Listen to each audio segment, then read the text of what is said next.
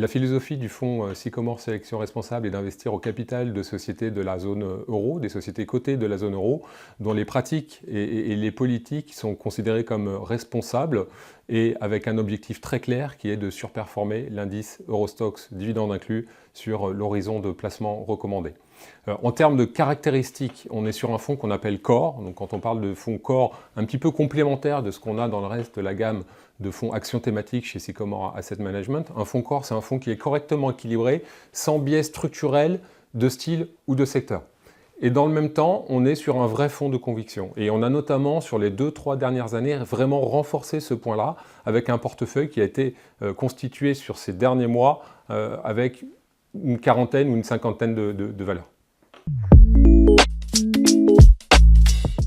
Alors, notre principale conviction aujourd'hui porte sur le changement de narratif qu'on voit depuis 6-9 mois sur la zone euro, qui est un changement qui nous semble assez fort et assez durable, et un changement de narratif qui a commencé en septembre dernier après le rapport de M. Draghi visant à cerner justement des mesures fortes pour restaurer la croissance économique en zone euro. Alors très souvent, en zone euro, une fois qu'on a fait un diagnostic, on a tendance à rester les bras croisés, sauf en cas de choc, à l'image de ce qu'on a eu pendant la crise des dettes souveraines en 2011-2012. Et là, le choc, il est venu en novembre de l'année dernière avec l'élection de M. Trump. Et on s'est rendu compte qu'il fallait vraiment œuvrer dans le sens du rapport de M. Draghi sur ces enjeux de souveraineté, des souverainetés sur le secteur de la défense, sur le secteur de l'énergie et également sur des sujets de compétitivité.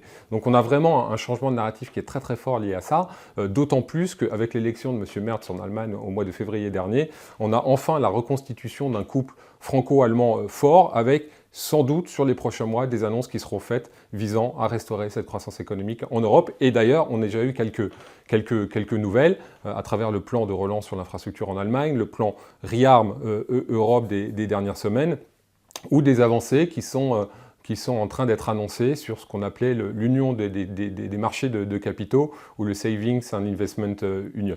Donc on a vraiment ce changement de narratif qui est en train de nourrir, et on le voit, les flux vers le marché européen. Donc on a vu se dessiner sur les dernières semaines une inflexion sur les flux, et c'est d'autant plus intéressant qu'on a toujours une décote de valorisation des marchés européens par rapport au marché américain qui reste importante, de l'ordre de 30 à 35% quand on regarde les ratios du PER. Alors certes, une décote qui est un peu moins importante que ce qu'on a connu en fin d'année dernière, mais qui reste largement supérieure à ce qu'on a connu historiquement.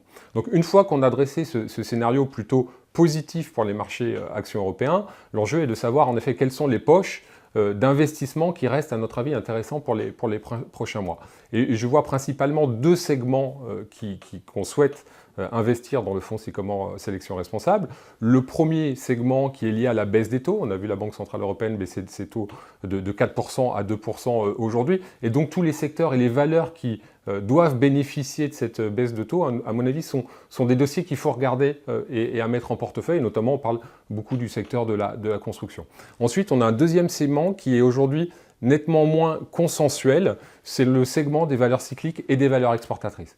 Moins consensuel parce qu'on comprend très bien par rapport au manque de visibilité qu'on a sur la croissance économique mondiale, de nombreux investisseurs ont préféré se positionner sur des valeurs défensives plutôt que sur des valeurs cycliques. Or, aujourd'hui, on considère que le niveau de valorisation sur ces sociétés-là est attractif, et c'est peut-être sur ces prochaines semaines le segment auquel il faudra se réintéresser sur les marchés actions.